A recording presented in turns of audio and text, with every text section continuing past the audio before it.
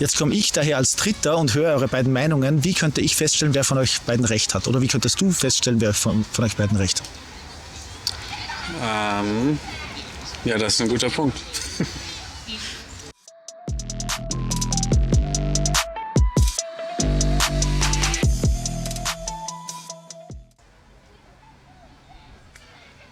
Also es gibt einen menschengemachten Klimawandel, wäre auf jeden Fall eine Überzeugung, die ich stark vertrete. Hab ich mich erschrocken, Entschuldigung. Alles gut. Und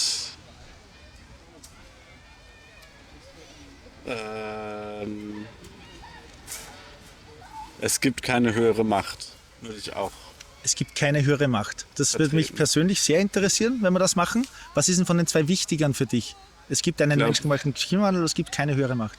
Es gibt einen menschengemachten Klimawandel, wäre, glaube ich, für mich wichtiger, aber wir können über beides Wir reden. reden über das, was für dich wichtig ist. Okay.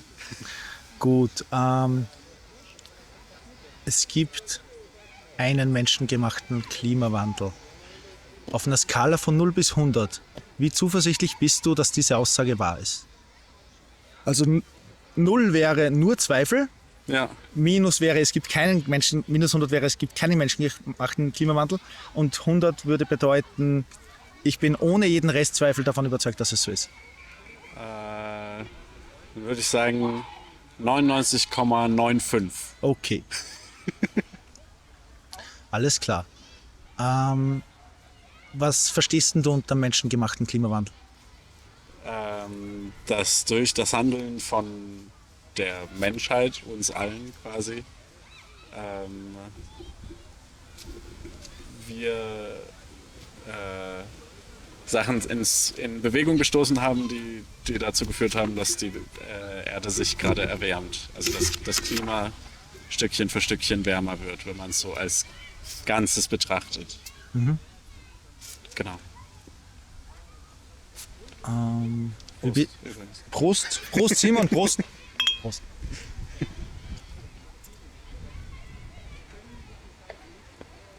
Wie bist denn du zu der Überzeugung gekommen? Hattest du schon immer oder wie hat sich denn die gebildet bei dir?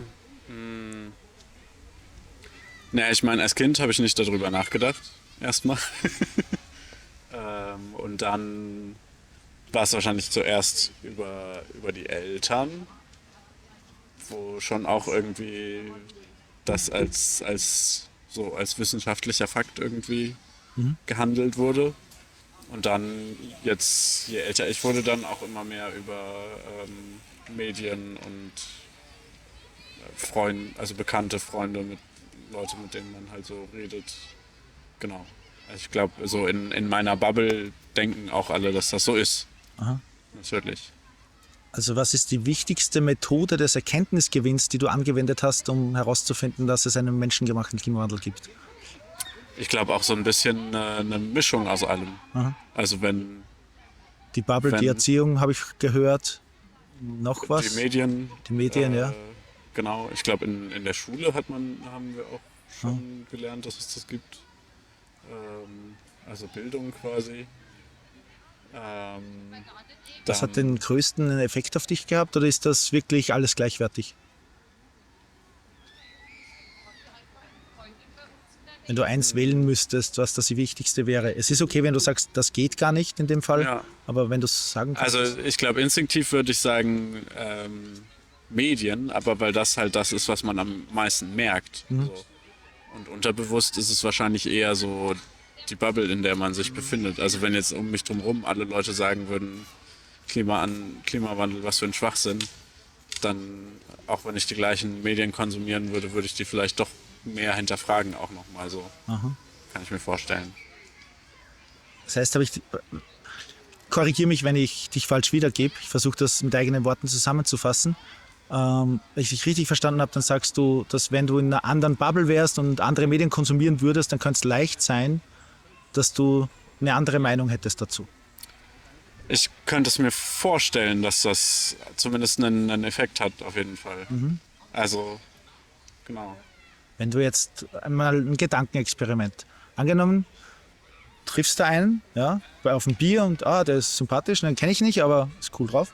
Und der hat die dieselbe Methode des Erkenntnisgewinns angewendet und sagt, ich habe in den Medien geschaut und ich habe eine Bubble, die mich unterbewusst beeinflusst und ich bin zu der Erkenntnis gekommen, es gibt keinen klimagemachten Menschenwandel.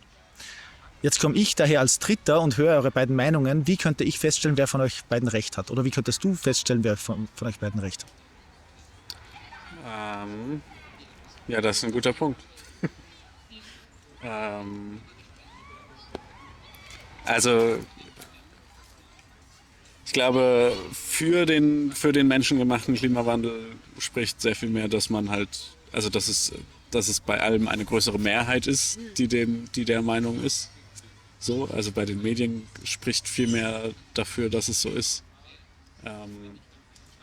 Und ich glaube auch so von den Menschen, die es so gibt, sind wahrscheinlich auch mehr Leute vielleicht der Meinung, dass es ihn gibt. Zumindest so im westlichen Raum. Ich weiß nicht, wie so in Indien und Asien die Meinung ist tatsächlich. Ja, Ähm, bist du der, muss ich mir selber auf die Zunge beißen?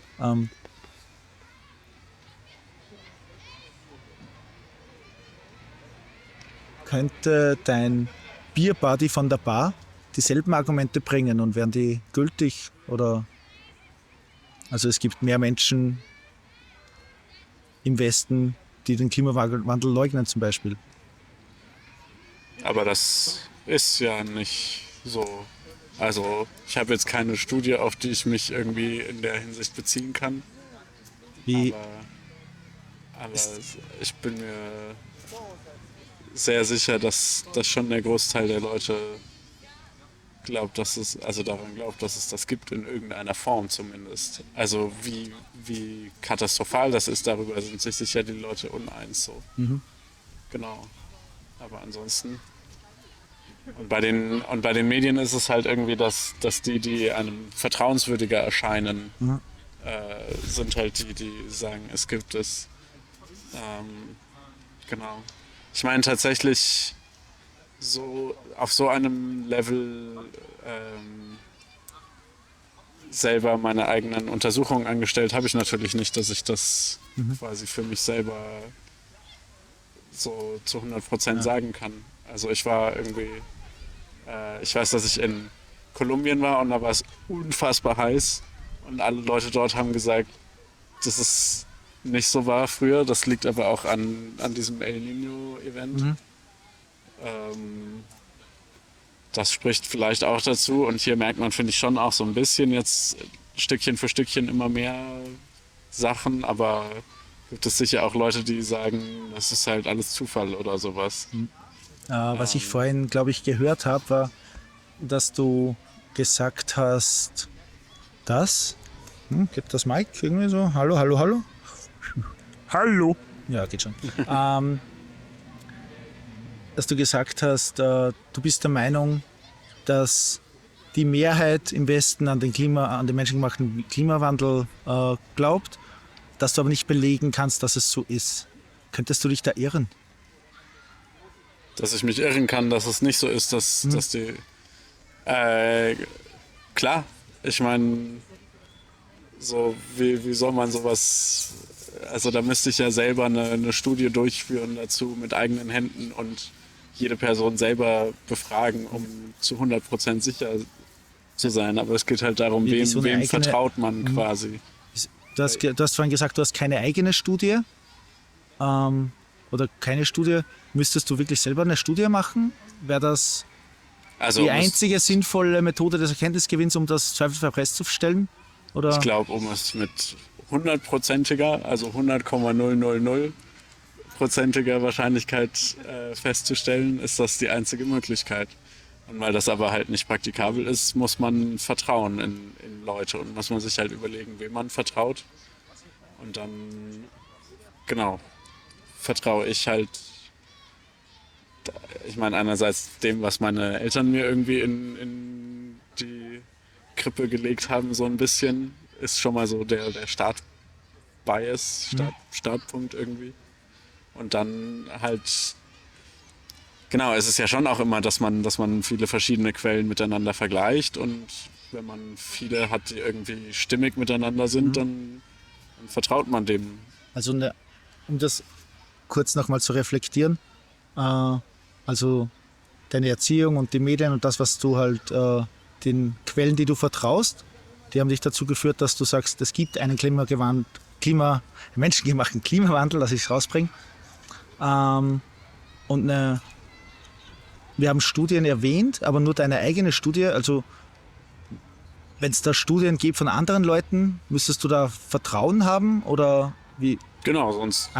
Angenommen, dein Beer-Buddy, jetzt habe ich dich unterbrochen, sorry. Alles gut. Dein Beer-Buddy zieht plötzlich sich einen Haufen Studien irgendwo her und sagt, ja, da lest die Studien, da steht alle drin, dass es keinen menschengemachten Klimawandel gibt. Wie würdest du denn darauf reagieren? Dann würde ich dem entgegensetzen, hier sind aber 10-mal so viele Studien, dass es ihn gibt. So, genau. Der Fakt, dass es 10-mal so viel sind, ist aussagekräftig? Der Fakt, dass es 10-mal so viele Studien sind? Oder und also woher die Studien stammen natürlich auch. Also dass es im Normalfall sehr viel seriösere Quellen sind als die Studien, die sagen, dass es keinen Klimawandel gibt. So. Also wo ja auch einfach ein krasser, oft ein großes Eigeninteresse mitschwingt bei den Studien, wo die sagen, dass es keinen Klimawandel gibt. Okay. Du hast vorhin gesagt, du bist dir zu 99,95% sicher. Was ist denn das 0,05% Restzweifel? Was steckt denn da drin? Weil man nie zu 100%, also genau, um zu den 100% zu kommen, müsste ich selber Studien machen oder sowas. Also, weil es steckt ja immer da drin, dass man irgendjemandem vertrauen muss und so. Okay. Ich habe jetzt nicht auf die Uhr geschaut. Ein Gedankenexperiment noch zum Schluss. Angenommen, wir haben eine magische Maschine, die alles weiß. Die kennt die Wahrheit, die ist von göttlicher Natur, die kennt das ganze Universum und die sagt die Wahrheit. Und gehst du jetzt hin und sagst, hey, liebe Wahrheitsmaschine, ich glaube, es gibt einen menschengemachten Klimawandel, liegt da richtig. Und die Maschine rödelt, Nadeldrucker, unten fällt ein Briefkuvert raus. Du machst das Briefkuvert auf, darauf steht, nein, du irrst dich, es gibt keinen menschengemachten Klimawandel und drunter steht eine Begründung, warum du dich geirrt hast. Was steht denn da? Warum ich mich geirrt habe?